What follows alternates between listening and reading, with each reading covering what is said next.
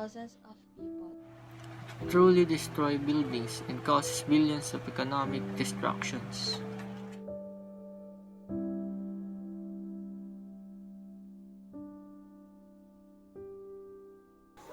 It is a natural and human-made occurrence.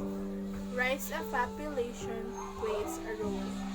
Rainfall and soil erosion is a factor. We shall take small steps in preventing.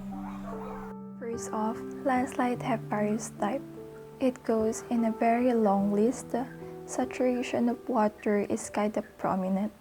Fall, slide, topple, flows, and spread are its major. We also know slope is the leading cause of it.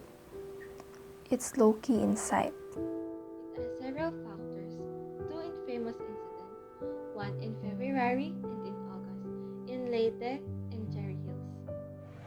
In calamities like landslide, we should remember how to protect our own nature.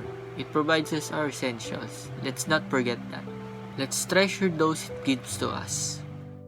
We may tend to get greedy, but don't forget humanity. Let's be grateful of our land because we don't want it turning its back against us. Landslides occur Anytime, anywhere. Let's work hand in hand For the better.